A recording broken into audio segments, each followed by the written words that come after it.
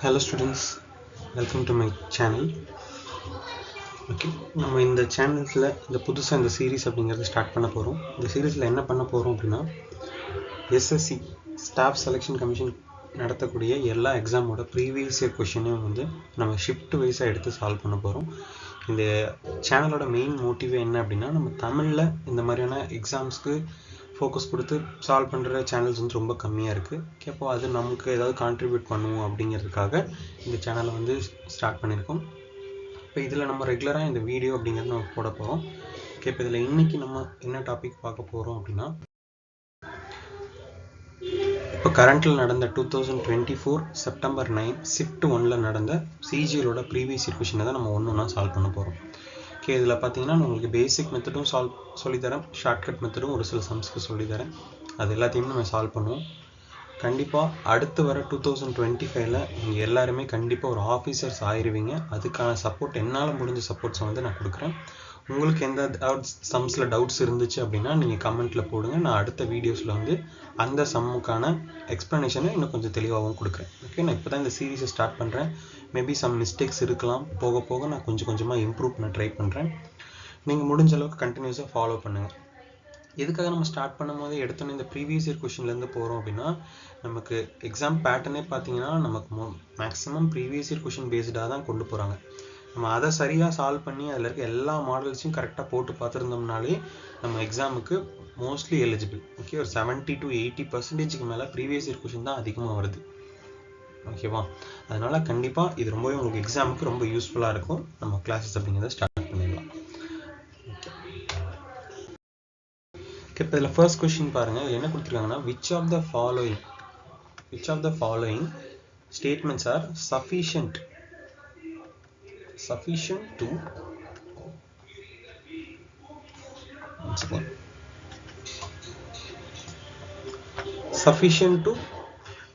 conclude that two triangles are concurrent. Okay, இப்போ இந்த இடத்துல எதை பற்றி சொல்லியிருக்காங்க அப்படின்னா கான்கரன்சி பற்றி சொல்லியிருக்காங்க. கான்கரன்சி அப்படின்னா எப்படி இருக்கும்? சைட்ஸ் ஆர் ஈக்குவல், அதுக்கப்புறம் ஆங்கிள்ஸ் ஆர் ஈக்குவல். ஓகேவா? இது ரெண்டு ஈக்குவலாக இருந்துச்சு அப்படின்னா நம்ம கான்கரன்ஸ் அப்படின்னு சொல்லுவோம் ரெண்டு ட்ரையாங்கிள். இங்கே என்ன சொல்கிறாங்க, இந்த இருக்க ஸ்டேட்மெண்ட் எல்லாமே ஓகே தான், ஆனால் எது சஃபிஷியண்ட்டாக இருக்கும், இது இருந்தாலே போதும் அப்படிங்கிற மாதிரியான ஸ்டேட்மெண்ட்ஸ் எதுன்னு கேட்குறாங்க. ஓகேவா? அப்போது நமக்கு ஃபஸ்ட்டு ஸ்டேட்மெண்ட் பாருங்கள், two equal sides and the same perimeter அப்படின்னு சொல்லியிருக்காங்க. டூ ஈக்குவல் சைட்ஸ் அப்படின்னா இப்போ இங்கே 3 இருக்குது அப்படின்னா இங்கே 4. இப்போ இன்னொரு ட்ரையாங்கிள்லையும் இங்கே 3 இங்கே 4. அப்போ ரெண்டுமே சேமாக இருக்குது அப்படின்னு சொல்லிட்டாங்க. அடுத்த கண்டிஷனில் சேம் பெரிமீட்டர், ரெண்டுக்குமே பெரிமீட்டர் சேம் அப்படின்னு சொல்லியிருக்காங்க. ஓகே, அப்போது இதுக்கு வந்து நம்ம மொத்தமாக பெரிமீட்டர் ரெண்டோட பெரிமீட்டருமே 10 அப்படின்னு வச்சோன்னா கண்டிப்பாக ரெண்டுக்குமே என்ன போடணும், இந்த இடத்துல கீழே 3ங்கிறத போட்டால் தான் ரெண்டுமே 10 ஆகும். ஓகே, அப்போ ரெண்டோட எல்லா சைட்ஸுமே ஈக்குவலாக தான் இருக்குது. எல்லா சைட்ஸுமே ரெண்டுக்குமே காமனாக இருக்க மாதிரி இருக்குது. அப்படின்னா அதோட ஆங்கிள்ஸும் கண்டிப்பாக ஈக்குவலாக தான் இருக்கும். இங்கே என்ன ஆங்கிள் இருக்கோ அதே ஆங்கிள் தான் அங்கேயும் இருந்திருக்கும். அப்போ நமக்கு இதுவே போதும் தான், இதை வச்சே நம்மளால் கன்க்ளூட் பண்ண முடியும். அப்போ மற்ற ஸ்டேட்மெண்ட்ஸ்லாம் ஏன் வராது அப்படின்னா, இப்போ இங்கே என்ன செகண்ட் ஒன்று என்ன சொல்லியிருக்காங்க பாருங்கள், டெஸ் a same area and same base அப்படின்னு சொல்லியிருக்காங்க. அப்படின்னா பேஸ் சேமாக இருக்குது, ஏரியா சேமாக இருக்குது. அப்போ ஏரியா சேமாக இருக்குங்கிறத வச்சே வந்து நம்ம கான்கரன்சின்னு சொல்ல முடியாது. ஏன்னா டிஃப்ரெண்ட் டைப்ஸ் ஆஃப் வேல்யூஸை யூஸ் பண்ணும்போது ஒரே ஏரியா அப்படிங்கிறது கிடைக்க வாய்ப்பு இருக்குது.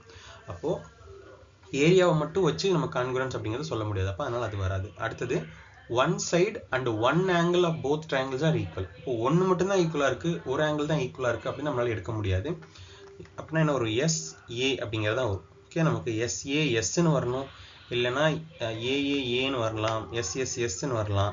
இப்படி வர்றதை வச்சு தான் நம்ம கான்கரன்சி சொல்ல முடியும். இங்கே ரெண்டு தான் சொல்லியிருக்காங்க, ஒரு சைடு ஒரு ஆங்கிள். அப்போ இதுவும் வராது. அடுத்தது they have same base and same height. Same base same height. Okay, அப்படின்னா என்ன அர்த்தம், பேஸ் மட்டும்தான் சேமாக இருக்குது, ஹைட்டு சேமாக இருக்குது. இதை வச்சு மற்ற சைட்ஸ் என்னங்கிறதும் நமக்கு தெரியாது, அதோட ஆங்கிள்ஸும் நமக்கு தெரியாது. இதை வச்சு நம்மளால சொல்ல முடியாது. அப்போ ஃபர்ஸ்ட் ஸ்டேட்மெண்ட் மட்டுமே நம்ம இதை கான்கரன்சின்னு சொல்கிறதுக்கு போதுமானது. Next question. Okay, next question, the average of 100 students.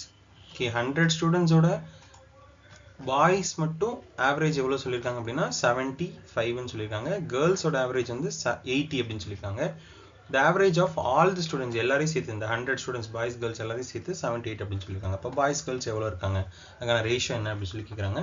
Okay, இப்போ இதில் நமக்கு ஃபஸ்ட்டு இது எப்படி எழுதலாம் அப்படின்னா, n அதுக்கப்புறம் ஆவரேஜ் சம் அப்படின்னு சொல்லி மூணாக பிரிச்சுக்கோங்க. நமக்கு ஃபார்முலா என்னது? A is equal to S by N, sum by number of values. இப்போ N எவ்வளோ சொல்லியிருக்காங்க, பாய்ஸ் எவ்வளோ இருக்காங்கன்னு தெரியாது, எக்ஸ்ன்னு வச்சுக்கலாம். ஆவரேஜ் வந்து பாய்ஸோடது 75. அப்போ எவ்வளோ டோட்டலாக எவ்வளோ இருந்திருப்பாங்க அப்படின்னா 75 into எக்ஸ் தான் வேல்யூ வந்திருக்கும் அவங்களோட டோட்டல் மார்க். அதுக்கப்புறம் கேர்ள்ஸோடது வந்து கேர்ள்ஸ் எவ்வளோ ஸ்டூடெண்ட்ஸ் இருக்காங்கன்னு தெரியாது, ஆனால் டோட்டல் எவ்வளோ இருக்காங்க தெரியுமா? 100 ஸ்டூடெண்ட்ஸ் இருக்காங்களா, அதில் பாய்ஸ் எக்ஸ்னா ரிமைனிங் இருக்கவங்க கேர்ள்ஸாக தானே இருப்பாங்க. அப்போ 100 minus எக்ஸ். இப்போ கேர்ள்ஸோட ஆவரேஜ் எவ்வளோ கொடுத்துருக்காங்கன்னா 80 அப்படின்னு கொடுத்துருக்காங்க. இப்போ இது ரெண்டையும் மல்டிப்ளை பண்ணிங்கன்னா 8000 minus 80x அப்படின்னு கிடைக்கும். ஓகே, அப்போ இது ரெண்டும் மொத்தமாக நமக்கு பாய்ஸுக்கு தனியாக மார்க்ஸ் கிடச்சிருச்சு, கேர்ள்ஸுக்கு தனியாக மார்க்ஸ் கிடச்சிருச்சு. அப்போ இது ரெண்டும் சேர்த்து என்ன வரும்? மொத்தமாக பாய்ஸ் அண்ட் கேர்ள்ஸ் கிடச்சிருமா? அப்போது 8000 minus 5x. இது டோட்டலாக பாய்ஸ் அண்ட் கேர்ள்ஸோட டோட்டல் மார்க்ஸ். கொஷினில் டோட்டலாவோட ஆவரேஜும் கொடுத்துருக்காங்களா? இப்போ பாய்ஸ் கேர்ள்ஸ் ரெண்டும் சேர்த்து 100 ஸ்டூடெண்ட்ஸ் இருக்காங்க, ஆவரேஜ் வந்து 78 அப்படின்னு சொல்லியிருக்காங்க. அப்போ டோட்டல் எவ்வளோ வந்துருக்கும்? ரெண்டையும் மல்டிப்ளை பண்ணும்போது நமக்கு சம் 7800 அப்படின்னு சொல்லி கிடைக்கும். ஓகேங்களா? இப்போ இந்த 7800ங்கிறது இதுக்கு ஈக்குவலாக நம்ம ஆல்ரெடி பாய்ஸ் அண்ட் கேர்ள்ஸ் தான் இங்கே எடுத்திருக்கோம். அப்போ இதுவும் பாய்ஸ் அண்ட் கேர்ள்ஸ் தான், ரெண்டுமே அப்போ ஈக்குவல் தான் 7800. அப்போது நமக்கு என்ன ஒரு 5x ஈக்குவல் டு 200 அப்படின்னு கிடைக்கும். இப்போ எக்ஸோட வேல்யூ 40 இருந்திருக்கும். அப்போ எக்ஸோட வேல்யூ 40 அப்படின்னா பாய்ஸ் கேர்ள்ஸ் நம்ம என்ன எடுத்திருக்கோம்? பாய்ஸ் எக்ஸ்னும் கேர்ள்ஸ் 100 minus எக்ஸ்னு வச்சுருக்கோம். இப்போ 40 60 இருந்திருக்கும். ரேஷியோ வந்து 2:3 இருந்திருக்கும். அவ்வளோதான். இப்போ இதுவே எப்படி சிம்பிளாக சால்வ் பண்ணுறது அப்படின்னா, பாய்ஸு கேர்ள்ஸ், பாய்ஸோட ஆவரேஜ் எவ்வளோ? 75, கேர்ள்ஸோட ஆவரேஜ் எவ்வளோ? 80, ரெண்டு பேரும் சேர்த்து ஆவரேஜ் எவ்வளோ? 78. ஓகே, மிக்சர் நெலிகேஷன் இப்படி தானே போடுவோம். வாட்டர் இருக்கும், மில்க் இருக்கும், ரெண்டையும் மிக்ஸ் பண்ணுற மிக்சரோட நடுவில் நம்ம எழுதிட்டு அதை வச்சு தான் நம்ம ரேஷியோ அப்படிங்கிறது எழுதுவோம். இப்போ இதில் கீழே கிடைக்கிற வேல்யூ என்னவா இருக்கும்? நமக்கு ஃபார்முலா படி average equal to sum by N. இப்போ கீழே இருக்கிறதா எப்பவுமே நமக்கு வேல்யூ கிடைக்கும். இப்போ இங்கே எண்ணுங்கிறது தான் நமக்கு ஃபைனல் வேல்யூவாக வரப்போகுது. என்னென்னது? Number of boys, number of girls கிடைக்க போகுது. இதை மைனஸ் பண்ண என்ன ஆகும்? 75 minus 78 3, 80 minus 78 2. அப்போ பாய்ஸ் வந்து 2 ரேஷியோலையும் கேர்ள்ஸ் வந்து 3 ரேஷியோலையும் இருந்திருப்பாங்க. இப்போ ஆன்சர் வந்து 2:3 ரேஷியோ அப்படிங்கிறது ஆன்சர் வந்திருக்கும். Next question. ஓகே, அடுத்த கொஸ்டின் ரொம்பவே சிம்பிள் தான். இதை பார்த்தோன்னே நீங்களே ஆன்சர் சொல்லிடலாம். The sum of the two sides of the equilateral triangle is 16. Find the third side. Equilateral ட்ரையாங்கிள்னா என்னது? எல்லா சைடுமே ஈக்குவலாக இருக்குமா? அப்போ ரெண்டு சைடு மட்டும் கொடுத்துருக்காங்க. அப்போ அந்த ரெண்டு சைடும் கண்டிப்பாக ஈக்குவலாக தான் இருந்திருக்கும். ஓகே, அப்போ 2 சைட்ஸோடது 16 அப்படின்னா ஒரு சைடோடது 8 சென்டிமீட்டராக இருந்திருக்கும். எல்லா சைடுமே ஈக்குவல், அப்போ தேர்டு சைடும் கண்டிப்பாக என்னவாக தான் இருந்திருக்கும்?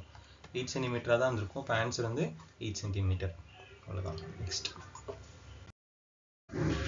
ஓகே, இப்போ இதை ஃபஸ்ட்டு 2016, அதுக்கப்புறம் PQR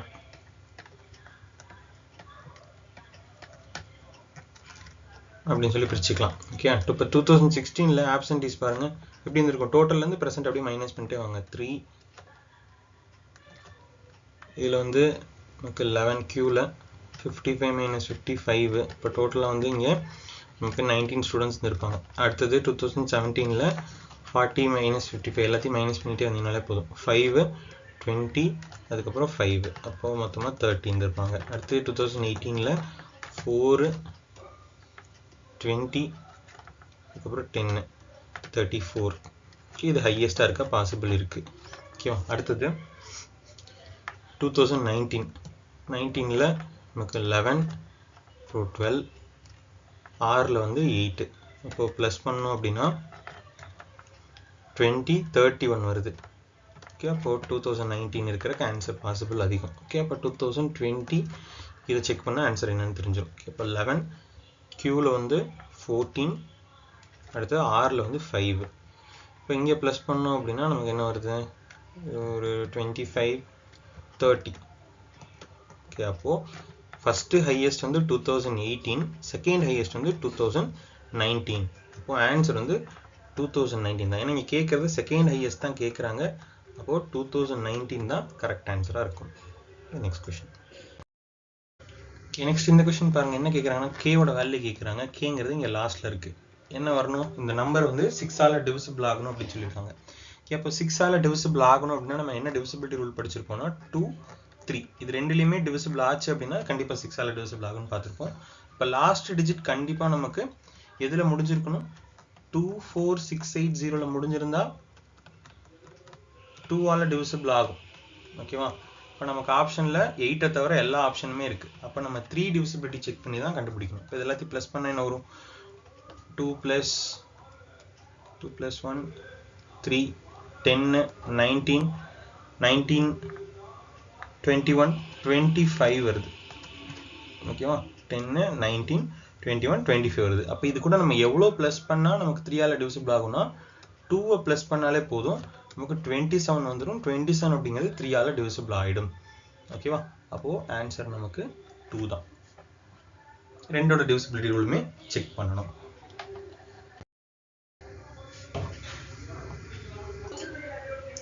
இப்போ இந்த கொஸ்டின் பாருங்க, இதில் என்ன கொடுத்துருக்காங்க அப்படின்னா ஸ்டூடெண்ட்ஸோட மேக்ஸிமம் மார்க், அதாவது மேக்ஸில் வந்து 150.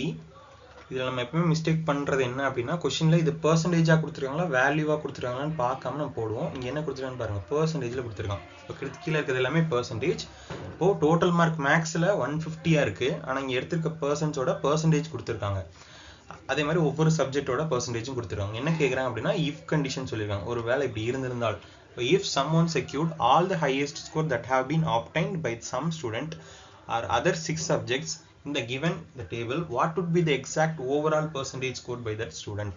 ஒருவேளை இந்த சப்ஜெக்ட்ல இருக்கிற மேக்ஸிமம் மார்க்கை எல்லாத்தையுமே ஒரு பர்சன் வாங்கியிருந்தா அவரோட பர்சன்டேஜ் என்னவா இருந்திருக்கும் அப்படின்னு கேட்குறாங்க. அப்போ நமக்கு இதுல இருக்க மேக்ஸிமம் மார்க்ஸ் எங்கெங்க இருக்கு அப்படின்னு சொல்லி பாருங்க. இப்போ 150ல 100% தான் மேக்ஸிமம் வந்திருக்கும். எல்லாத்துலயுமே அதோட மேக்ஸிமம் பர்சன்டேஜ் மட்டும் எடுத்துக்கோங்க. இதில் நமக்கு 80% வந்திருக்கும், இதில் 90%, அடுத்தது 95%, 90%, 90%. ஓகே, எதெல்லாம் மேக்ஸிமமோ அதை மட்டும் எடுத்து நம்ம ப்ளஸ் பண்ணிக்கலாம்.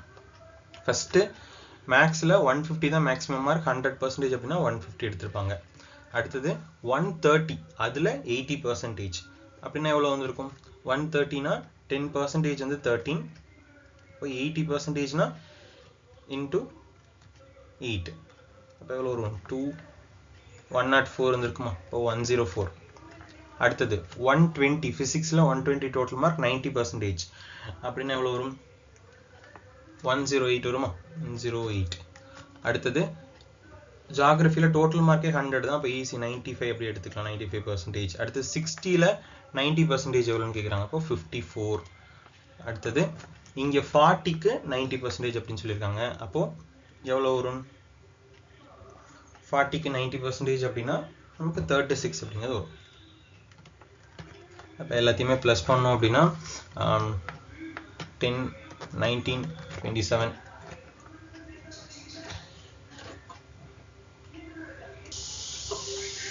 இப்போ 27னால மேலே வந்து 2 ப்ளஸ் பண்ணோம் அப்படின்னா நமக்கு 10 19 24 மீனிங் 2, அப்போது 547 தான் அந்த ஸ்டூடெண்ட் வாங்கியிருந்த ஸ்கோராக இருந்திருக்கும். எல்லாத்துலேயுமே மேக்ஸிமம் மார்க்காக வாங்கியிருந்தானா 547 வந்திருக்கும். இப்போ டோட்டல் மார்க்கை கீழே போட்டு இன்ட்டு 100 போட்டு அந்த பர்சன்டேஜ் கிடச்சிரும்ல. இப்போ டோட்டல் மார்க்குங்கிறது என்னது? எல்லாத்தையும் ப்ளஸ் பண்ணுவோம். 150 + 130 280 300 400 100 + 500, இப்போ டோட்டலாக 600 மார்க்ஸுங்கிறது தான் டோட்டல் மார்க்ஸாக இருந்திருக்கும். அப்படியே கேன்சல் பண்ணோம் அப்படின்னா 547/6ன்னு கிடைக்குது. இதை டிவைட் பண்ணோம் அப்படின்னா 6ல் 54 9 டைம்ஸ், அதுக்கப்புறம் 7 இருக்குது, இப்போ 1 டைம்ஸ், அப்போ பேலன்ஸ் நமக்கு 1 இருக்கும், டிவைடட் பை 6. இப்போ இதோட ஆன்சர் வந்து 91 1/6% இருந்திருக்கும். அவ்வளோதான். ஓகேவா? இதில் இந்த சம்மில் மட்டும் நமக்கு ரொம்ப சிம்பிள் தான். நான் என்ன பண்ணுவோம், கொடுத்துருக்கிறது பர்சன்டேஜா இல்லை வேல்யூஸான்னு பார்த்துக்கணும். அதுக்கப்புறம் இங்கே என்ன கண்டிஷன் கேட்குறாங்களோ அதுக்கேற்ற மாதிரி நம்ம சால்வ் பண்ணணும். ஓகேங்களா? Okay, next. இது ரொம்ப ஈஸியான கொஸ்டின் தான், எல்லாருக்குமே தெரிஞ்சிருக்கும்னு நினைக்கிறேன்.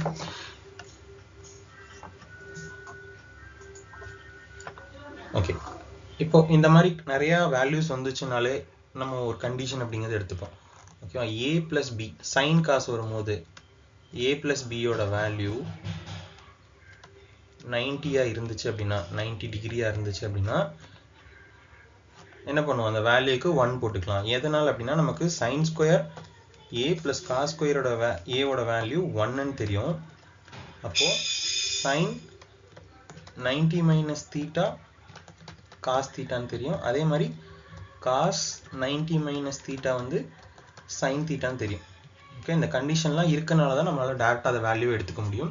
இப்போ இங்கே சைன் 90 மைனஸ் தீட்டா வரும்போது இந்த வேல்யூஸ் இப்படி இருந்துச்சு அப்படின்னா, இன்கேஸ் இப்போ கொஷினில் சைன் ஸ்கொயர்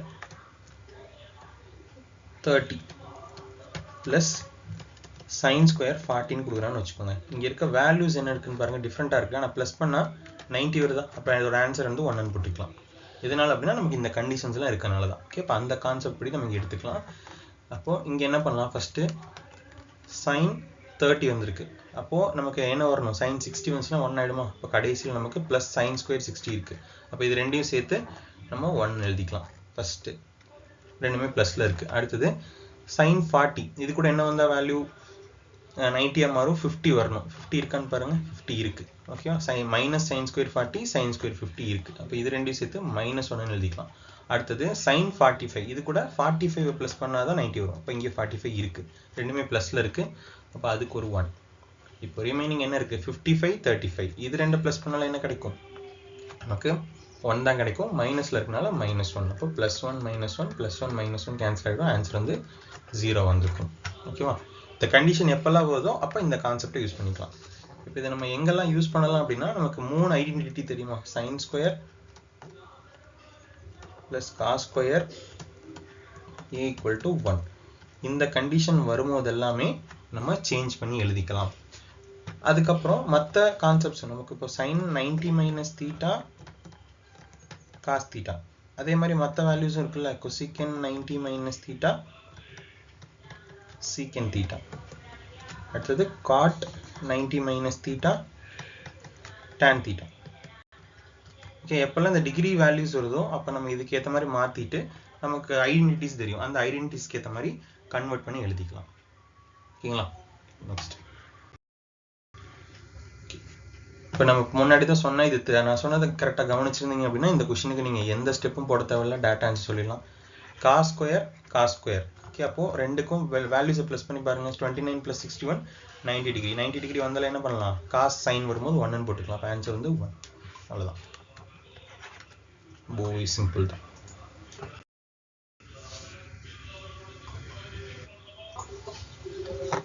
ஓகே, அடுத்தது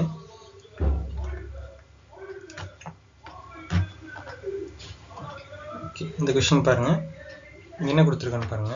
first article is marked at ₹550. First 550க்கு ஒரு ப்ராடக்ட் வந்து மார்க் பண்றாங்க. அதுக்கப்புறம் என்ன பண்றாங்க அப்படின்னா அதுல 40% டிஸ்கவுண்ட் கொடுக்குறாங்க. ஓகே, அப்போ 40% டிஸ்கவுண்ட் கொடுத்துட்டோம் அப்படின்னா ரிமைனிங் என்ன இருக்கும், நமக்கு 60% தான் இருக்கும். 40% போயிடுச்சு. இப்போ ரிமைனிங் 60% ஆஃப் 550 தான் இருக்கும் அப்படின்னு சொல்றாங்க. டிஸ்கவுண்ட் 40%க்கு அப்புறம் அது என்ன ஆகுது அப்படின்னா அந்த செல்லிங் ப்ரைஸ், நம்ம கடைசியாக விற்கிற இந்த 60% ஆஃப் 500 அப்படிங்கிறது என்ன ஆகுது, பிகம்ஸ் 10% மோர் தென் த காஸ்ட் ப்ரைஸ். காஸ்ட் ப்ரைஸை விட 10% அதிகம்னு சொல்லியிருக்காங்க. அப்போ இது எவ்வளோ பர்சன்டேஜாக இருந்திருக்கும், காஸ்ட் ப்ரைஸோட 110% இருந்திருக்குமா. அப்போது இதோட வேல்யூ நம்ம கண்டுபிடிக்கணும், என்ன பண்ணும், இன்டூ 100/110 இப்போட வேல்யூ வந்துருமா. ஓகேவா, நம்ம இப்போ இதோட செல்லிங் ப்ரைஸ் எவ்வளோ இருக்குது அப்படின்னா காஸ்ட் ப்ரைஸோட 10% அதிகம், அப்படின்னா 110% இருந்திருக்கும். இப்போ நமக்கு காஸ்ட் ப்ரைஸ் தான் ஃபைனலாக கேட்குறாங்க, அதனால என்ன பண்ணுறோம், இந்த வேல்யூ அந்த பக்கம் கொண்டு போயிடும். ஓகே, இப்போ இதை அப்படியே சால்வ் பண்ண ஆன்சர் 60% 60/100 எழுதிக்கலாம், இன்டூ 550 இன்டூ 100/110. அவ்வளோதான், இதை கேன்சல் பண்ணிங்கன்னா ஆன்சர் 0 0 5 டைம்ஸ் 5 × 60 300. அவ்வளோதான். Okay, next question. ஓகே, அடுத்த கொஷின். இப்போ கொஷினில் வந்து இங்கே என்ன கொடுத்துருக்காங்க அப்படின்னா ஹிஸ்ட்ரி, ஜியாகிரஃபி, பாட்டனி, ஓகே, இந்த 3 சப்ஜெக்ட்லையும் ஸ்டூடெண்ட்ஸோட மார்க்ஸ் கொடுத்துருக்காங்க. 175 டோட்டலில் எவ்வளோ மார்க்குன்னு கொடுத்துருக்காங்களா இல்லை பர்சன்டேஜ் கொடுத்துருக்காங்களான்னு பார்க்கணும். ஃபர்ஸ்ட் என்ன கொடுத்துருக்காங்க, இந்த given table shows the percentage. அப்போ இங்கே இருக்கிறது எல்லாமே பெர்சன்டேஜில் கொடுத்துருக்காங்க. என்ன கேட்குறாங்க, in order to pass the mark minimum of 105 marks are needed in history, how many students pass the exam. ஹிஸ்ட்ரியில் வந்து 105 மார்க் வாங்கினாதான் பாஸ் பண்ண முடியும் அப்படின்னு சொல்கிறாங்க. அப்போது எவ்வளோ ஸ்டூடெண்ட்ஸ் பாஸ் பண்ணியிருப்பாங்க அப்படின்னு கேட்குறாங்க. அப்போ நம்ம ஒன்று செக் பண்ண வேணாம், என்ன பண்ணால் போதும் அப்படின்னா இந்த 105ங்கிறது எவ்வளோ பர்சன்டேஜ் கண்டுபிடிச்சா போதும்ல. அப்போ 105ங்கிறது 175ல எவ்வளோ பர்சன்டேஜ், இதை கண்டுபிடிச்சிட்டு அந்த வேல்யூக்கு ஏற்ற மாதிரி நம்ம சால்வ் பண்ணிக்கலாமா? ஓகே, இதை அப்படியே கேன்சல் பண்ணோம்னா 21 35 3 5 20 அப்படின்னா 60% எடுத்தா பாஸ். யார் 60%க்கு அதிகமாக எடுக்கிறாங்களோ அவங்க பாஸ்ன்னு வச்சுக்கலாமா? இப்போ 60%க்கு மேலே எவ்வளோ பெர்சன்ட்ஸ் இருக்காங்க? ஷாம் அப்படிங்கிறவர் மட்டும்தான் 75% எடுத்திருக்காரு. ஓகே, நம்ம இதை வேல்யூவாக பார்த்துருந்தோம்னா நம்ம இந்த இடத்துல கன்ஃபியூஸ் ஆகிருப்போம்.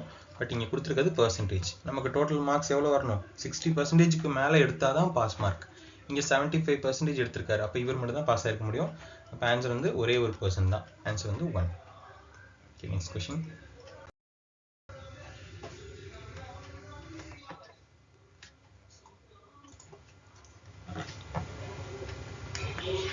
ஓகே, அடுத்த கொஸ்டின். இப்போ இதில் என்ன சொல்லியிருக்காங்க அப்படின்னா P is 25 times faster than Q அப்படின்னு சொல்லியிருக்காங்க. இப்போ அவங்களோட எஃபிஷியன்சியோட ரேஷியோ சொல்லியிருக்காங்க. Q வந்து ஒரு ஒர்க் பண்ணாங்க அப்படின்னா P வந்து 21 டைம்ஸ் அந்த ஒர்க்கை பண்ணியிருக்கோம். ஓகே, அவ்வளோ ஃபாஸ்ட்டாக பண்ணுவோம் அப்படின்னு சொல்லியிருக்காங்க. இப்போ எஃபிஷியன்சியோட ரேஷியோ வந்து 122 வந்திருக்கும். இப்போ என்ன சொல்கிறாங்க அப்படின்னா Q வந்து 110 மினிட்ஸில் ஒர்க்கை கம்ப்ளீட் பண்ணுறா அப்படின்னு சொல்கிறாங்க. அவனோட எஃபிஷியன்சி என்னது? ஒரு பார்ட்.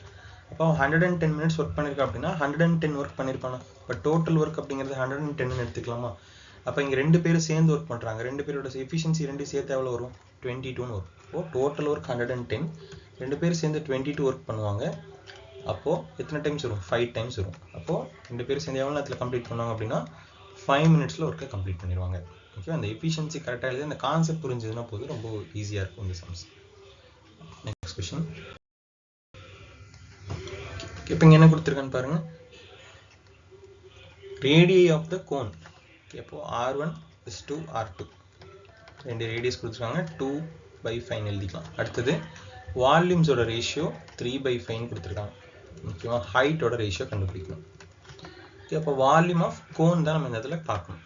ஓகே, ஏன்னா கோனை பற்றி தான் சொல்லியிருக்காங்க. இப்போ கோனோட ஃபார்முலா என்னது? V1/V2 எழுதிக்கலாம். கண்டுபிடிக்கணும் என்ன பண்ணுவோம்? 1/3 pi r²h. நமக்கு ரெண்டு ரேடியஸ் வரனால R1H1 R2H2 வச்சுக்கலாம். இப்போ காமனாக இருக்கிறது கேன்சல் பண்ணனா என்ன ஆகும்? இதில் நமக்கு 1/3 pi காமனாக இருக்குது, கேன்சல் பண்ணிடலாம். அப்போ ரிமைனிங் இருக்க வேல்யூஸ்க்கு மட்டும் வேல்யூ சப்ஸ்டியூட் பண்ணுவோம். ஏன்னா வால்யூமோட ரேஷியோ அவங்களே கொடுத்துட்டாங்க. அப்போ 3/5 இந்த பக்கம் எழுதிக்கலாம். Equal to R1 R2ங்கிறது 2/5. அப்போ ஸ்கொயர் பண்ணி எழுதுனா 4/25. என்ன கேட்குறாங்கன்னா ஹைட்டோட தான் கேட்குறாங்க. ஓகே, ஏதாவது கேன்சல் ஆகுமா? இதில் நமக்கு இந்த இடத்துல 5/25 5 டைம்ஸ். அப்போ ரிமைனிங் இருக்கிறத எடுத்தோம் அப்படின்னா இன்னும் ஒரு 15:4 தான் ரிமைனிங் இருக்கும். ஓகே, நீங்கள் மல்டிப்ளை பண்ணிட்டு 4 அந்த பக்கம் கொண்டு போனீங்கன்னா 15:4 தான் ஃபைனல் ஆன்சர். ஓகே, இந்த இடத்துல நம்ம ஃபார்முலா மெயினாக தெரிஞ்சிருக்கணும். மென்சுரேஷனில் ஃபார்முலாஸ் இல்லைன்னா இந்த சம்மே சால்வ் பண்ண முடியாது. ஃபார்முலாஸ் கிளியராக படிச்சுக்கணும். Okay, next algebra. ஓகே, இப்போ அல்ஜீப்ராவில் என்ன கான்செப்டில் கேட்டிருக்காங்க அப்படிங்கிறத பாருங்கள். ஓகே, இப்போ நமக்கு இந்த மாதிரி வந்துச்சு அப்படின்னாலே கண்டிப்பாக நம்ம ஏதாவது ஒரு ஃபார்முலாவை இந்த இடத்துல யூஸ் பண்ணுற மாதிரி தான் இருந்திருக்கும். இப்போ இங்கே நமக்கு ஃபஸ்ட்டு பெரிய வேல்யூவை சால்வ் பண்ணாமல் சின்ன வேல்யூஸை ஃபஸ்ட்டு பார்ப்போம். கீழே என்ன இருக்குது?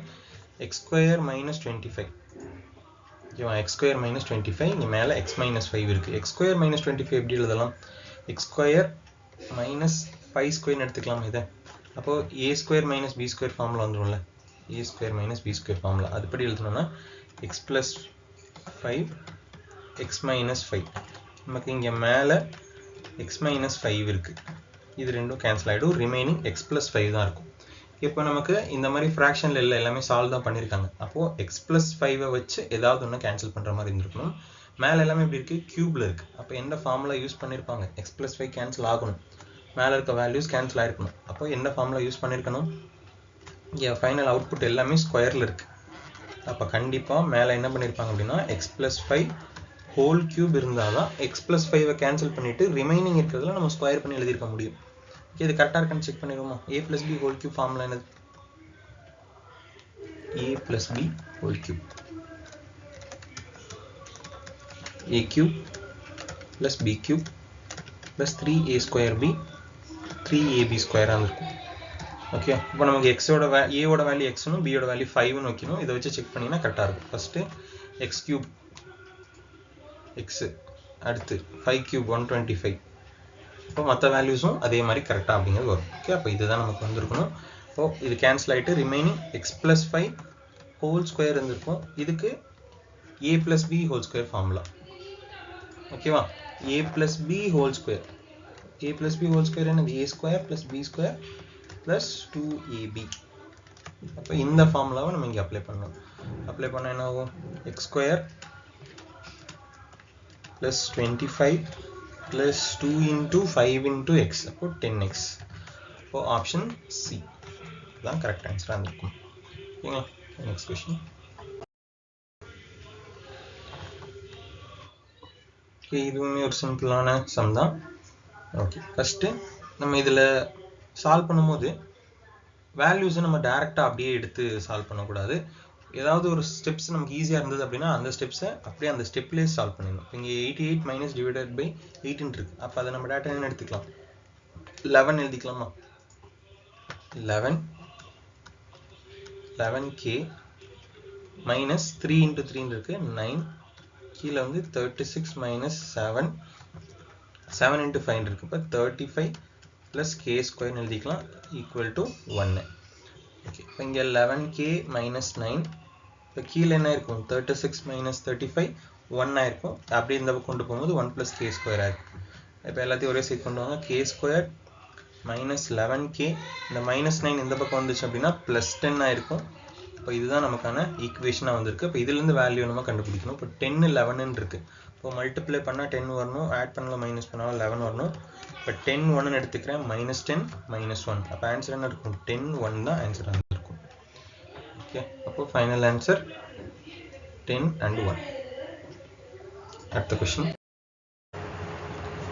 ஓகே, அடுத்த சம். இதில் பாருங்க, let O be the center of the circle, AB and CD are the two parallel chords of same side of the radius. OP is a perpendicular to AB, OQ is perpendicular to CD. AB 10 cm, CD 24, PQ 7. Diameter of the circle என்னன்னு கேட்டிருக்காங்க. ஓகேவா, அப்போ first நம்ம ஒரு circle எடுத்துக்கலாம். இப்போ இந்த சர்க்கிளில் நமக்கு 2 கார்டு கொடுத்துருக்காங்க, ஒன்று AB ஒன்று CD. ஓகே, ஏபியோட வேல்யூ 10, சிடியோடது 24.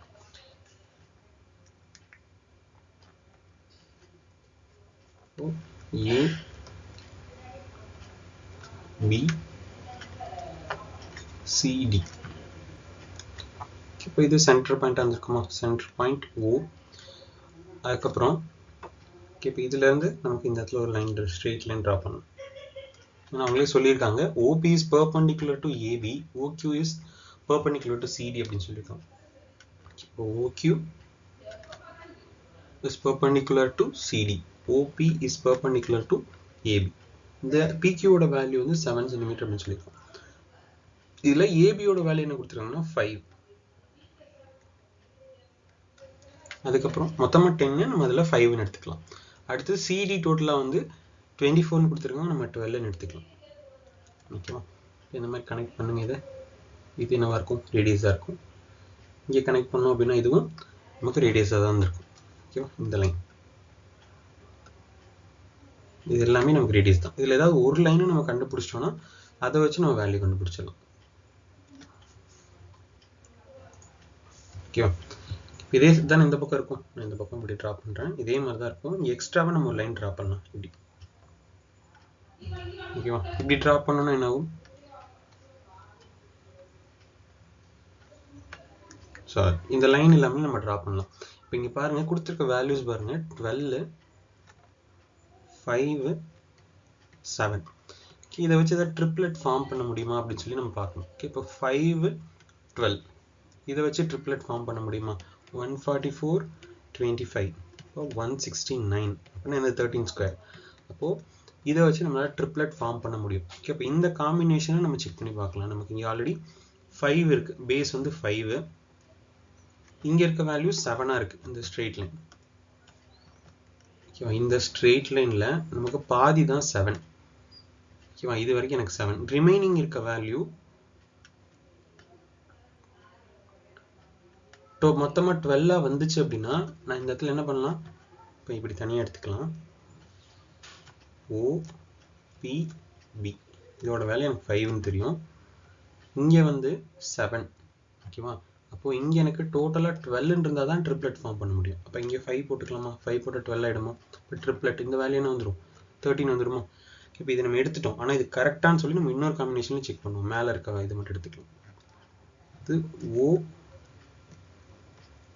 OQC இது எடுத்துக்கலாம். நம்ம இதில் எதை அஷ்யூம் பண்ணியிருக்கோம்? இங்கே 5ன்னு அஷ்யூம் பண்ணியிருக்கோம். அப்போது இங்கே பேஸ் என்னவா இருக்குது? 12 இருக்குது. அப்போ இங்கே அதே ட்ரிப்ளெட் தானே வரும், இங்கேயும் 13 தானே வரும். இப்போ ரெண்டுலையுமே சாட்டிஸ்ஃபை பண்ணுது. அப்போ கண்டிப்பாக ரேடியஸ் அப்படிங்கிறது 13 தான் இருந்திருக்கும். ஓகே, அப்போ ரேடியஸ் 13 கொஸ்டினில் கேட்குறது டயமீட்டர். அப்போ ஆன்சர் வந்து 26 தான் இருக்கும். ஓகேங்களா? ஓகே, நமக்கு பேசிக்கான இந்த ட்ரிப்ளெட் ஃபார்மேட்டில் போட்டாலே போதும் ஆன்சர் அப்படிங்கிறது வந்துடும்.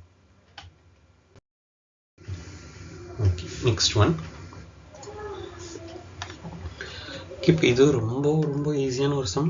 ஐடென்டிட்டிஸ் மட்டும் உங்களுக்கு தெளிவாக இருந்துச்சு அப்படின்னா ஈஸியாக ஆன்சர் பண்ணிடலாம். Cosecant theta equal to 5/3 secant square minus 1 into cot square 1 plus cot square theta. நமக்கு தெரிஞ்ச ஐடென்டிட்டிஸ் என்ன அப்படின்னா 1 plus cot square thetaங்கிறது cosecant square theta. அப்படி 1 plus tan square thetaனா secant square theta. இங்கே secant square minus 1 இருக்குது. அப்போ 1 அந்த பக்கம் கொண்டு போனோம்னா tan square theta equal to secant square theta minus 1. இப்போ first secant square theta minus 1க்கு பதிலாக tan square thetaன்னு போட்டுக்கலாம். Into cot square theta into 1 plus cot square thetaக்கு பதிலாக என்ன பண்ணிக்கலாம்? cosecant square theta போட்டுக்கலாம். இதில் நமக்கு tan cot அப்படிங்கிறது ரெசிப்ரோக்கல். அப்போ அது ரெண்டும் கேன்சல் ஆகிடும். ரிமைனிங் cosecant square theta தான் ஆன்சர். cosecant theta ஓட வேல்யூ 5/3ன்னு கொடுத்துருக்காங்க. அதை ஸ்கொயர் பண்ணோம்னா 25/9. அவ்வளோதான். Okay, next one. The distance between the two circles of radius 20 to 10 is 37. Okay, radius வந்து 20 to 10 இருக்கு. அதோட distance வந்து 37 இருக்கு. The point of contact is the direct common tangent. Okay, direct common tangent கொடுத்துருக்காங்க. அதோட line செக்மெண்டோட length என்னன்னு கேட்குறாங்க. Okay, இப்போ கொஷினில் DCT direct common tangent கொடுத்தாங்க அப்படின்னா ஃபார்முலா என்ன இருக்கும்? The length of the direct common tangent is root of t square minus r1 minus r2 the whole square. இதுவே transverse common tangent கொடுத்தாங்க அப்படின்னா என்ன பண்ணுவோம்? length is equal to root of d square minus r1 plus r2 whole square. Okay, இப்போ நமக்கு இந்த இடத்துல DCT தான் கொடுத்துருக்காங்க. ஓகே, அப்போ இந்த ஃபார்முலா நமக்கு சப்ஸ்டியூட் பண்ணலாம். லென்த் தான் கேட்குறாங்க. இப்போ root of d square. Okay, அப்போ டிங்கிறது என்ன எடுக்கணும்? Distance 37 square minus r1 minus r2 whole square. இப்போ r1 minus r2 னா 22 minus 10 12. நமக்கு 12 square. 37 square minus 12 square. 12 square 144. 37 square 1369 வந்திருக்குமா? இப்போ இதை மைனஸ் பண்ணோன்னா என்ன வரும்? 5 2 2 1. இப்போ 1 2 2 5 இது வந்து 35 ஸ்கொயராக இருக்கும். ஓகே, இப்போ ஆன்சர் வந்து 35. இந்த ஃபார்முலா மட்டும் நல்லா ஞாபகம் வச்சிட்டிங்கன்னா போதும். டைரக்ட் காமன் டேஞ்சன்ட்னா மைனஸ் வரும், டிரான்ஸ்வர்ஸ் காமன் டேஞ்சன்ட் அப்படின்னா ப்ளஸ் வரும். இது வீட்டிலேருந்து ரெக்கார்ட் பண்ணுறேன், அதனால் ஒரு சில நேரம் கொஞ்சம் சவுண்ட் அப்படிங்கிறது கேட்கும், கொஞ்சம் அட்ஜஸ்ட் பண்ணிக்கோங்க. போக போக வீடியோஸில் வந்து இந்த சவுண்ட் குவாலிட்டி அப்படிங்கிறத நம்ம இம்ப்ரூவ் பண்ணிக்கலாம். Okay, next question.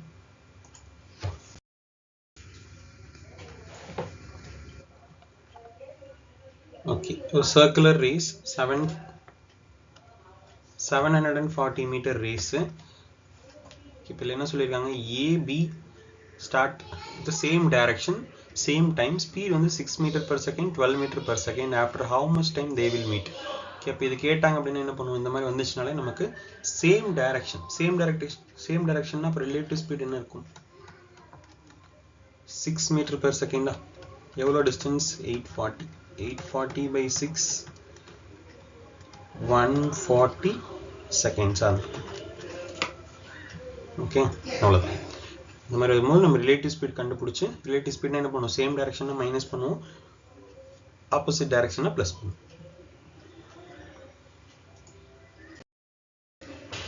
ஓகே, அடுத்தது இது வந்து டினாமினேஷன் பேஸ் பண்ணி இருக்கு. இப்போ என்ன சொல்லியிருக்காங்க, R pays ₹100 to P with ₹5, 2 and 1 coins. Okay, இந்த காயின்ஸ் பேஸ் பண்ணி கொடுக்குறாரு. The total number of coins used for the paying is 40. The number of coins of the denomination is 5 எவ்வளோ அப்படின்னு கேட்குறாங்க. அப்படின்னா மொத்தமாக ₹100 அவர் பே பண்ணுறாரு. அவர் வந்து அதுக்கு எவ்வளோ காயின்ஸ் யூஸ் பண்ணியிருக்காரு அப்படின்னா 100 காயின்ஸ் யூஸ் பண்ணியிருக்காரு, 5, 2, 1 அப்படின்னு சொல்லி. அப்போது ₹5 எவ்வளோ இருந்திருக்கும் அப்படின்னு சொல்லி நம்ம கண்டுபிடிக்கணும். ஓகேங்களா? ஓகே, இப்போ இதில் ஃபஸ்ட்டு நம்ம காயின்ஸை மட்டும் எடுத்துக்கலாம். இப்போ காயின்ஸ் எவ்வளோ வந்துன்னு தெரியாது, எல்லாத்துலேயும் எக்ஸு ஒய் இசட் காயின்ஸ் இருந்துன்னு வச்சுக்கலாம். ஓகே, 3 டினாமினேஷன்லையுமே. இப்போ மொத்தமாக எவ்வளோ காயின்ஸ் இருக்குன்னு சொல்லியிருக்காங்க, 40 காயின்ஸ்னு சொல்லியிருக்காங்க. இப்போ ₹5 எக்ஸ் காயின்ஸா, அப்போ 5x. அடுத்தது ₹2 ஒய் காயின்ஸ், அப்போ 2y அதோட வேல்யூ. இப்போ ₹1 1 காயின் தான், அப்போது இசட். ஓகே, ₹1 காயின், அதனால இசட் அப்படியே போட்டுக்கலாம். இப்போ இதோட டோட்டல் வேல்யூ எவ்வளோ வந்திருக்கும், 100 தான் அவங்க கொடுத்தேன் அப்படின்னு சொல்லியிருக்காங்க. இப்போ இதிலிருந்து நம்ம என்ன கண்டுபிடிக்கும் அப்படின்னா எக்ஸோட வேல்யூ கண்டுபிடிக்கணும். ஏன்னா 5 தான் கேட்டிருக்காங்க, 5ங்கிறது ஃபர்ஸ்ட் ஒன். இப்போ நம்ம இதுக்கு சிம்பிளிஃபை பண்ணலாம், ரெண்டுலேயுமே இசட் இருக்கா, இப்போ ரெண்டையும் மைனஸ் பண்ணால் கேன்சல் ஆகிடுமா. இப்போ 4x + y = 60 அப்படின்னு கிடைக்கும். ஓகேவா? இப்போ இதுலேருந்து நம்ம என்ன கண்டுபிடிக்க போகிறோம் அப்படின்னா எக்ஸோட வேல்யூ கண்டுபிடிக்க போகிறோம். இப்போ இதை நம்ம சால்வ் பண்ணி கண்டுபிடிக்கணும் அப்படின்னா நம்ம நிறைய ஸ்டெப் போடணும். ஓகேவா? அதுக்கு பதிலாக என்ன பண்ணலாம் அப்படின்னா நம்ம ஆப்ஷன்லேருந்து போயிடலாம். ஆப்ஷன்லேருந்து எப்படி கொண்டு போகலாம் அப்படின்னா, இப்போ நம்ம 4x தான் வேணும். இப்போ இதை வச்சுட்டு 4x = 60 - yங்கிற கண்டிஷன் எடுத்துக்கலாம். ஓகேவா? இப்போ நான் ஒய்யோட வேல்யூ கண்டுபிடிக்கணும். ஓகே, நம்ம இப்படி ஆர்டர் கூட மாற்றி எழுதிக்கலாம். இது வேண்டாம், இதுக்கு பதில் எப்படி எழுதிக்கலாம், y = 60 - 4x. ஓகேவா? அப்போது நான் எக்ஸுக்கு ஒரு வேல்யூ சப்ஸ்டியூட் பண்ணால் ஒய்யோட வேல்யூ கண்டிப்பாக பாசிட்டிவாக தானே வரும். ஏன்னா இங்கே இருக்கிறது எல்லாமே டினாமினேஷன் வேல்யூஸ் கண்டிப்பாக எப்போவுமே நமக்கு பாசிட்டிவாக தான் வரும். ஓகே, நம்பர் ஆஃப் காயின்ஸ், இப்போ என்னங்கிறது எப்போவுமே ஆல்வேஸ் பாசிட்டிவ். இப்போ இங்கே எனக்கு பாசிட்டிவ் ஆன்சர் வர மாதிரி நான் ஆப்ஷன் எது இருக்கோ அதை போட்டோன்னா போதும். நான் இதுக்கு எல்லாத்துக்குமே மல்டிப்ளை பண்ணுறேன். ஃபஸ்ட்டு 4 × 13 சப்ஸ்டியூட் பண்ணலாம். First option 52. இப்போ ஆன்சர் பாசிட்டிவில் வரும். அடுத்தது 4 × 17, அப்போ எவ்வளோ வரும், 68 வருமா. அடுத்து 4 × 16, 64. 4 × 18, 72. எல்லாமே 60 விட அதிகமாக தான் இருக்குது. அப்போ இந்த ஒரு ஆப்ஷன் மட்டும்தான் நமக்கு 60 விட கம்மியாக இருக்குது, ஆன்சரும் பாசிட்டிவாக கிடைக்குது. அப்போ ஆன்சர் வந்து 13. இவ்வளோதான். ஓகேவா? ஈக்குவேஷன் ஃபார்ம் பண்ணிட்டு நமக்கு ஏற்ற மாதிரியான ஆப்ஷனுக்கு ஏற்ற மாதிரி சால்வ் பண்ணிக்க வேண்டியதான். ஓகேங்களா? Okay, next question. Okay okay இப்போ இதில் பாருங்கள், in an election 2 candidates participate பண்ணுறாங்க. ஓகே, அதில் y% ஆஃப் vote invalid அப்படின்னு சொல்லிடுறாங்க. ஓகே, இப்போ y% ஆஃப் vote invalid அப்படின்னா 10% ஆஃப் vote வந்து y% வந்து ஓட்டு போடலை, 10% வந்து invalid அப்படின்னு சொல்லிடுறாங்க. அப்போ டோட்டல் வேலிட் ஓட்ஸ் வந்து 2 பேருக்குமே விழுந்திருக்கு. ஓகே, அதில் the candidate who got 59.375% of the valid vote cast was declared elected by 2484 votes. Okay, the number of people eligible to vote in the election was 16,000. What is the value of y? இப்போ என்ன சொல்கிறாங்க, ஸ்டார்டிங்கில் 16,000 total oats வந்துருக்கு. Okay, அதில் y% வந்து ஓட்டு போடலை. அப்படின்னா என்னது, 100 - y by 100 மெம்பர்ஸ் வந்து ஓட்டு போடலை. ஓகேவா? ஓகே, அப்படின்னா நம்ம இது எப்படி எடுக்கிறோன்னா, இப்போ நம்ம 10% ஓட்டு போடலைன்னா இப்போ ரிமைனிங் இருக்கிறது 90% எடுப்போமா, அந்த கான்செப்ட் தான். ஓகே, 10 - y இன்டூ அடுத்து என்ன சொல்லியிருக்காங்க, அதில் 10% வந்து ஓட்டு போடலை. ஓகே, அப்போ ரிமைனிங் நமக்கு 90% வந்துருக்கும். இப்போ 9/10. ஓகேவா?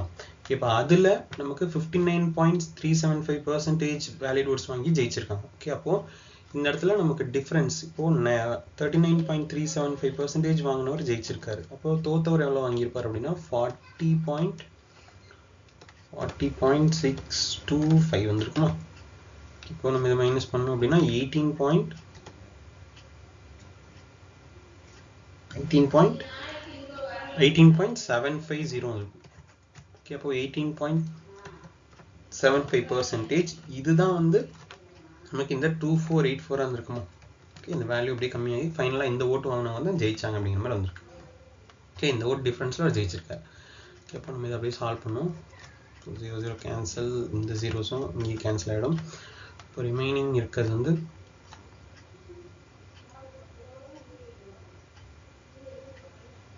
ஓகே. அடுத்து 16 into 100 minus y into 9 into 18.75 by 100.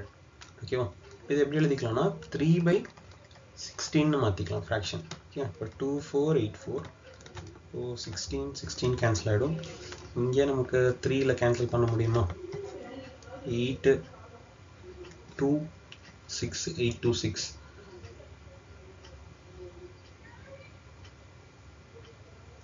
So 8 to 8 8 to 8 9ல் cancel பண்ணலாம். 9 2 92. அப்போது 100 minus y equal to 92. அப்போது y-ஓட வேல்யூ 8. அப்போ 8 தான் வந்து ஓட்டு போடாத பர்சன்டேஜ், 8%. ஓகேங்களா? Okay, next. ஓகே, இப்போ இந்த கொஸ்டின் பாருங்க. மோகன் பாரோஸ் அமௌண்ட் எவ்வளோ கொடுத்துருக்காங்கன்னா 4,22,000, 20% per annumல சிம்பிள் இன்ட்ரெஸ்ட்டில் வாங்குறாரு. ஓகே, ஃபர்ஸ்ட் இயரில் அவர் எவ்வளோ அமௌண்ட் பே பண்ணுறான் அப்படின்னா 21,679 பே பண்ணிடுறான். ஓகேங்களா? அதுக்கப்புறம் he paid the total amount in the second year. எல்லா அமௌண்ட்டையும் பே பண்ணிடுறான். Okay, how much does he pay at the end of second year? அதுக்கப்புறம் என்ன சொல்லியிருக்காங்க? including the interest paid accrued during the first year. ஒரு அமௌண்ட் வாங்கிட்டு first இயரில் கொஞ்சம் amount pay பண்ணிடுறான். ஓகே, இன்ட்ரெஸ்ட்டு பே பண்ணாமல் ஏதோ ஒரு அமௌண்ட் பே பண்ணிடுறான். செகண்ட் இயரில் அந்த பெண்டிங் இருக்க அமௌண்ட்டும் டோட்டலாக பே பண்ண வேண்டிய அமௌண்ட் எல்லாத்தையும் சேர்த்து செகண்ட் இயரில் பே பண்ணிடுறான். ஓகேங்களா? இப்போ மொத்தமாக எவ்வளோ பே பண்ணியிருப்பான் அப்படிங்கிறத நம்ம கண்டுபிடிக்கணும். இப்போது 4,22,092 rupees வாங்கின அமௌண்ட். ஓகே, அப்போ இதுக்கு அவன் என்ன பண்ணியிருப்பான்? 20% இன்ட்ரெஸ்ட் அப்படிங்கிறத அவன் பே பண்ணோம். ஓகே, அப்படின்னா 10% எவ்வளோ வந்திருக்கும்? 4209.2, 10%. இப்போ 20% என்ன இருக்கும்? அப்படி டபுள் ஆகுமா?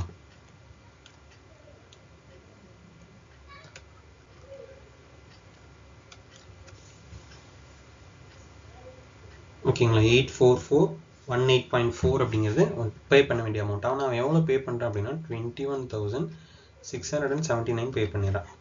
ஓகேங்களா? அப்போது இது வந்து பிரின்சிபலில் மைனஸ் ஆகிடுது. எவ்வளோ மைனஸ் ஆகுது? இப்போ மைனஸ் பண்ணோம் அப்படின்னா 14004. இந்த அமௌண்ட் வந்து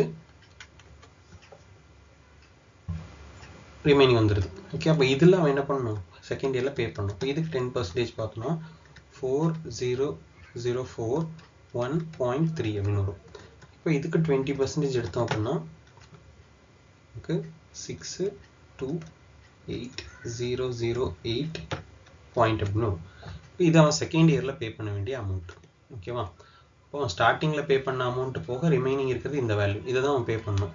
இது கூட ஃபர்ஸ்ட் இயரில் பே பண்ண வேண்டிய அமௌண்ட் பெண்டிங் இருக்கிறது, அதுக்கப்புறம் செகண்ட் இயரில் பே பண்ண வேண்டிய அமௌண்ட் பெண்டிங் இருக்கிறது, இது ரெண்டுமே பே பண்ணுமா? அப்போ எவ்வளோ வரும்னு பாருங்கள். 0 14 10 11 9 4 6 1 564914. ஓகே, இதுதான் செகண்ட் இயரில் பே பண்ண வேண்டிய அமௌண்ட்டாக இருக்கும். ஓகே, நம்பர்ஸ் பெருசாக இருக்கும். நான் கான்செப்டை புரிஞ்சுக்கிட்டீங்க அப்படின்னா நம்ம 10% 20% கண்டுபிடிச்சிருக்கோம், அவ்வளோதான். வேற எந்த ஸ்டெப்பும் பெருசாக நம்ம போடலை. ஓகே, நம்பர்ஸை மட்டும் கரெக்டாக எழுதி சால்வ் பண்ணணும். ஓகே, அடுத்தது x² - 9 by x + 3. ஓகே, ரொம்பவே சிம்பிளான விஷயம். x² - 9 x² - 3² எழுதலாம். இது வந்து x + 3 a² + b² ஃபார்முலேட்டில் x + 3 x - 3 எழுதலாம். கீழே ஆல்ரெடி x - 3 இருக்கு. அப்போ x - 3 x - 3 கேன்சல் ஆகிடும். சரி, கீழே +3 இருக்கா? அப்போது x - 3 ஃபார்முலா அப்படி வரும். கீழே x + 3 இருக்கு. இப்போ x + 3 x + 3 கேன்சல் ஆகிடும். ரிமைனிங் x - 3 அப்படிங்கிறது ஆன்சராக இருக்கும். Next question. ஓகே, இப்போ இந்த கொஸ்டின் என்ன கொடுத்துருக்காங்க பாருங்க. Rajesh in his printing press in order to print some books he completed 7/27 in a in order to 34 days. அப்பனா டோட்டலா என்டையர் ஆர்டர் கம்ப்ளீட் பண்றதுக்கு எவ்வளவு ஆகும்? 17/27 ஆர்டரை வந்து கம்ப்ளீட் பண்றதுக்கு 34 days ஆகுது. ஓகேங்களா? அப்போ 1 ஆர்டருக்கு எவ்வளவு இருக்கும்? இந்த ஃபிராக்ஷனை மட்டும் அந்த பக்கம் கொண்டு போனா போதுமா? 34 into 27/17. 17 கேன்சல் பண்ணோம்னா 2 times 2 into 27 54. ஓகே, அப்போ 54 daysல அவன் டோட்டலையும் கம்ப்ளீட் பண்ணிடுவான். ஓகேங்களா? அவ்வளவுதான். Okay, next question. A grocer professes to sell rice at cost price. Cost price sell பண்றாரு. But weight வந்து 870 gram for 1 kg. Okay, 1 kg sale பண்ண வேண்டிய இடத்துல 870 gram தான் அவன் சேல் பண்றான். ஓகே, அப்போ இதுலயே அவனுக்கு எவ்வளவு ப்ராஃபிட் வருது? ஓகே, 1000 grams 1000 grams அப்படின்னா அவனுக்கு 130 gramங்கிறதான ப்ராஃபிட். எதுல ப்ராஃபிட்? அவன் சேல் பண்ற 870ல. இது எவ்வளவு பெர்சன்டேஜ்னு பார்த்தா போதும்ல. ஓகேங்களா? 0 0 கேன்சல் ஆயிடும். 1300/87. இதை நம்ம சால்வ் பண்ணோம் அப்படின்னா answer times 87 remaining 43. So 4 times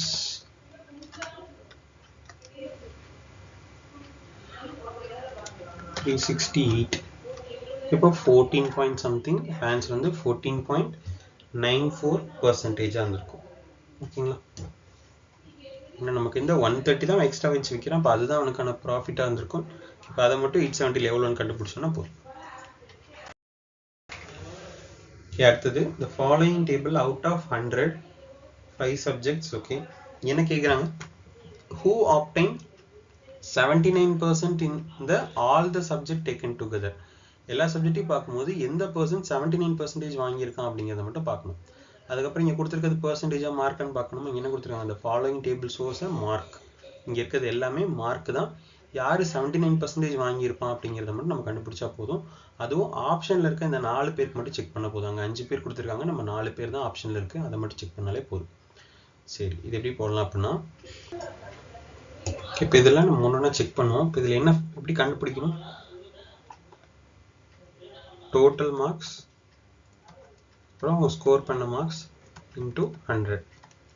ஓகேவா? இப்போ ஃபர்ஸ்ட் பர்சனுக்கு செக் பண்ணுமா? அப்படியே ஆட் பண்ணோம் அப்படின்னா 145 150 150 + 70 220 305 395. ஓகே, 395 அப்படிங்கிறது தருண் வந்து 395.